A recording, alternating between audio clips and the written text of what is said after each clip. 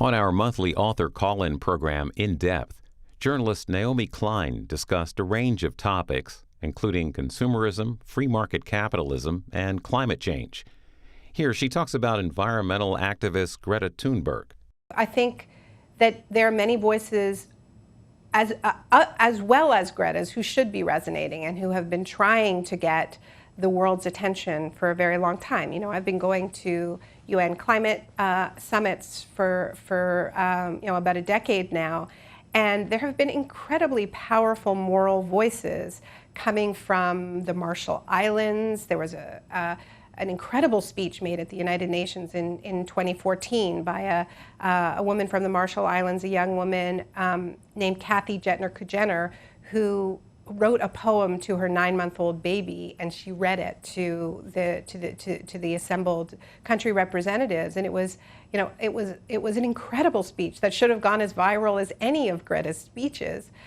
So I think I point this out. I mean, there have been other moments like a few years later, or when Typhoon Haiyan hit the Philippines, at the very moment that there was a UN summit happening on climate change, and the representative from the Philippines didn't know whether his family was safe or not, and he broke down crying in front of the entire assembly.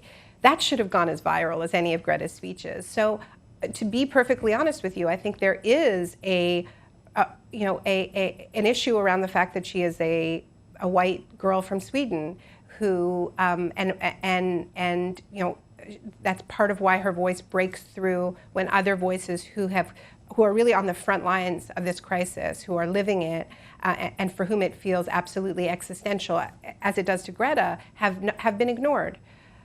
I also think Greta is an absolutely remarkable young woman. I have so much respect for her. I think she is a prophetic voice, and I think these other voices that I've spoken about before, like Kathy Jettner-Kujener, Yeb Sanao from the Philippines, are as well, and I could point to many others. But Greta is remarkable, and she, I think there's something about Greta, and that she so clearly is not performing for anyone. She's not looking for anyone to like her. Coming back to maybe what we were talking about earlier, we live in a culture where everybody is constantly sort of performing a version of themselves. Everybody is interested in being famous. Everybody is interested in promoting themselves. Greta could not be less interested in this, and I can tell you, I know her. I mean, she is just so 100% focused on the science, and she's talked about how, having been diagnosed with Asperger's, she says, I'm not interested in your social games as somebody on the autism spectrum. And so I think there's something about how uninterested Greta is, in our opinion of her, that makes her a very trusted messenger for a lot of people. Obviously, she faces massive attacks, and I think she's very clear-minded about why she is being attacked by the likes of Donald Trump and Vladimir Putin, and not to mention armies of trolls.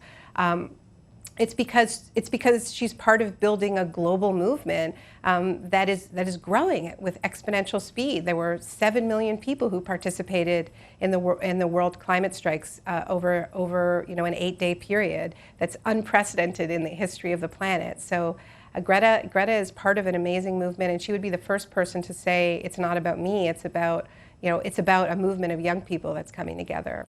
To watch this entire program and other episodes of In Depth, visit our website at booktv.org. Click on the In Depth tab near the top of the page.